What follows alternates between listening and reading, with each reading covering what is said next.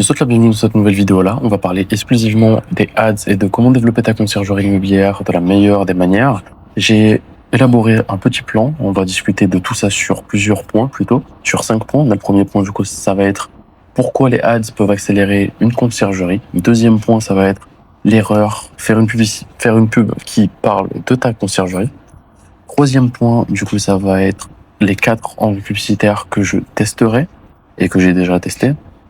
Et le quatrième point, l'offre derrière la publicité. Puis le dernier point, ça va être comment tester les ads intelligemment. Il y a énormément de personnes qui ont pris connaissance de cette méta-là. Et en plus, on parle de méta, donc ça marche bien. Enfin, beaucoup de personnes. Il y a des personnes qui commencent à comprendre que les conciergeries qui performent, ce sont les conciergeries qui se développent du coup sur la partie publicitaire, sur les réseaux sociaux. Aujourd'hui, la meilleure manière de travailler avec ta conciergerie immobilière, si tu veux vraiment scaler rapidement, ça va être de mettre en place les publicités, les ads. Pour les personnes qui ne savent pas ce que c'est les ads, ça va être super simple à vous expliquer. En gros, tu vois les vidéos que tu vois sur Instagram et TikTok, c'est exactement la même chose, sauf qu'en fait, tu vas mettre de l'argent dessus pour promouvoir cette vidéo et aller cibler les personnes que tu souhaites cibler. Moi, c'est ce que j'ai mis en place dans ma conciergerie et on va voir dès maintenant, à l'instant T, pourquoi les ads peuvent littéralement accélérer une conciergerie. Alors, je pense que tu fais partie des personnes aujourd'hui qui font la prospection manuelle, la prospection du coup du cold calling comme je faisais au début et comme je montre sur mes vidéos Instagram. Donc tu vas prendre ton téléphone, tu vas appeler directement des propriétaires sur le Bon Coin, sur les réseaux sociaux, je sais pas, sur Airbnb, j'en sais rien. Tu vas les appeler, tu vas discuter avec eux, tu vas essayer de les convaincre du coup à passer dans ta conciergerie immobilière. C'est une bonne méthode au début pour commencer parce que quand on n'a pas d'argent, faut bien commencer quelque part. Donc c'est une bonne méthode. Je ne dis pas que c'est pas bien de faire ça. Mais si tu veux passer, on va dire, à l'étape supérieure, c'est pas la meilleure manière de faire. Pourquoi? Parce qu'on va rentrer là dans un sujet super complexe et super détaillé, d'accord? Je vais vraiment aller dans le détail et aller loin dans mon explication. Il faut savoir que c'est juste psychologique en soi. Il faut savoir que dès lors qu'on va appeler un propriétaire en cold calling, c'est-à-dire tu vas aller sur le Bon Coin et tu vas l'appeler, le propriétaire sera malheureusement en situation de force. Pourquoi? Car en fait, c'est toi qui as besoin de lui et non lui besoin de toi, car c'est toi qui l'as contacté. Et dès lors que tu es dans cette situation-là, c'est super compliqué de pouvoir négocier avec le propriétaire et de pouvoir mettre en place, on va dire, une autorité sur lui et de pouvoir négocier à ta manière. Donc, dès lors que tu vas faire du cold calling comme ça, la première chose à mettre en place, ça va être de changer l'autorité durant l'appel. Moi, je faisais souvent quoi? En gros, je les appelais, je leur disais comme quoi ton logement il est bien pour la location courte durée. Je le vantais un peu, etc. Je lui donnais les points qui étaient intéressants pour son logement, pour faire de la location courte durée, etc. Dès lors que j'arrivais au rendez-vous physique, je faisais tout pour descendre son logement. Tout. Pourquoi je faisais ça? Parce qu'en fait, un propriétaire est habitué à avoir une personne qui vient dans son logement et qui, bon, j'ai pas envie de dire d'insulte, mais en gros, qui le sauce H24, ok, ton logement est trop bien, c'est incroyable ça, c'est incroyable ça. Moi, ce que je faisais, c'est que je faisais littéralement le contraire et que j'étais vraiment axé sur l'anti-vente, ok? C'est que je disais ça va pas, ça va pas, ça va pas. Ton logement, j'hésite à le prendre, je sais pas trop. Dès lors que tu vas dire ça, ça va instaurer de l'autorité vis-à-vis de toi et le propriétaire, il va directement voir et comprendre que il a plus besoin de toi que toi besoin de lui et là, ça change littéralement tout.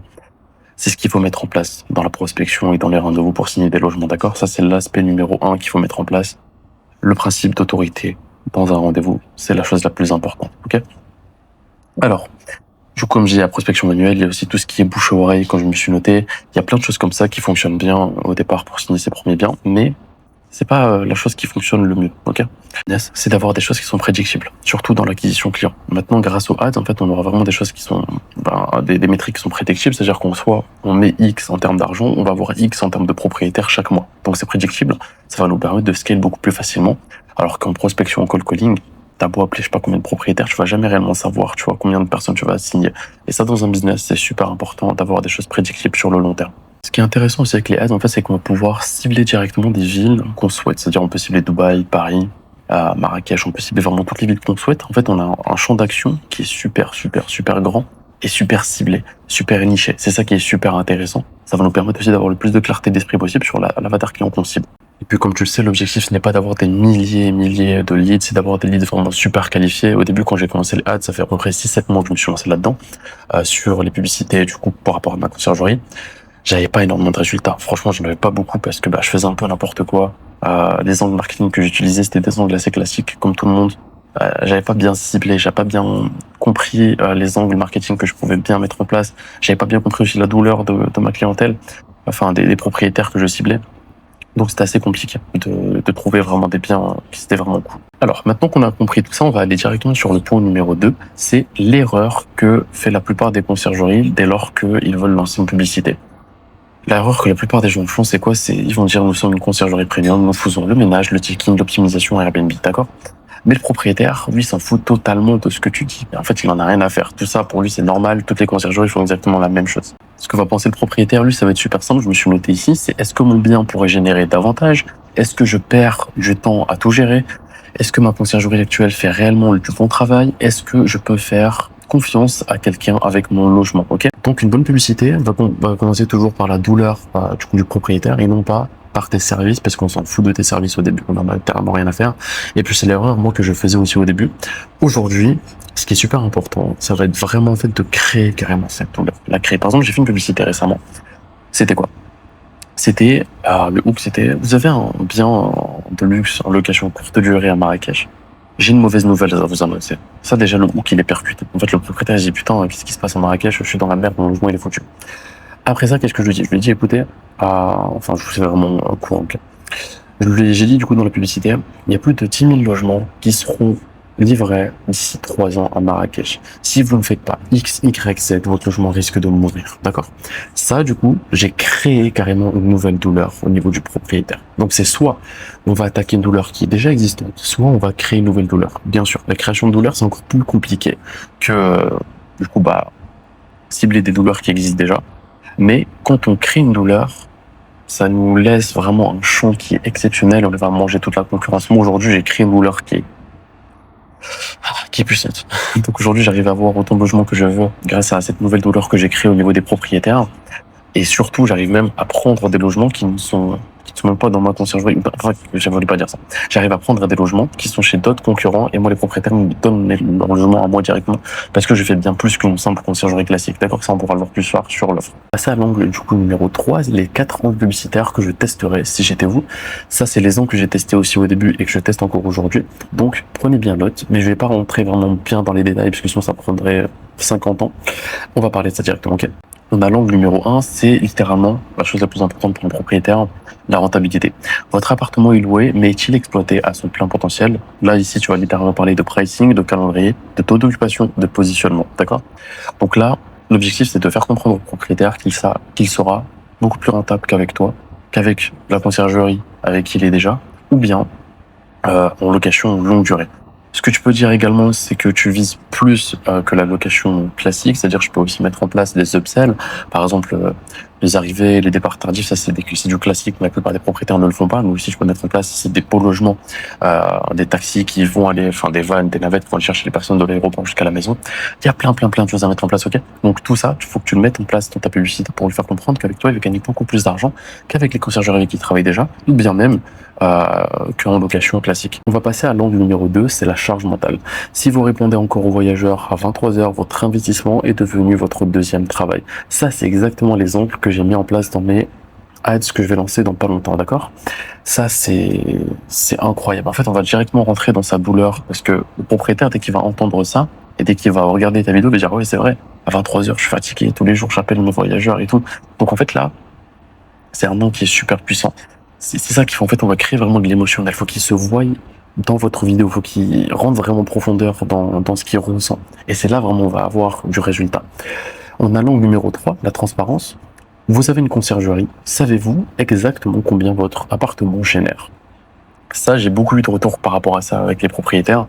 C'est que les conciergeries avec lesquelles ils travaillent, ils font pas du plan de taf. En fait, carrément, j'ai une personne qui m'a contacté il y a pas longtemps.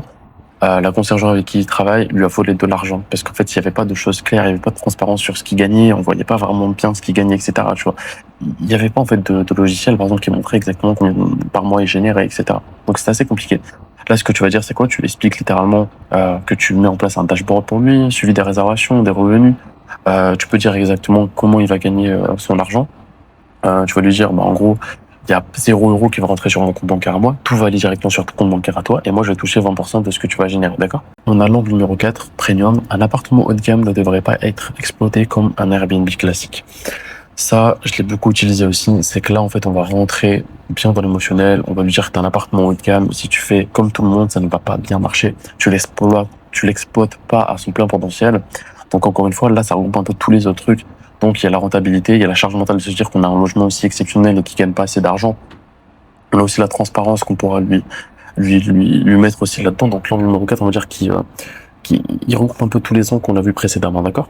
Donc là, tu vas parler de l'expérience client qu'il faut mettre en place, les services, les upsells comme on a vu aussi préalablement, et le panier moyen que tu vas avoir mettre en place aussi avec son logement. Donc comment faire en sorte d'avoir un panier moyen élevé avec les voyageurs, etc.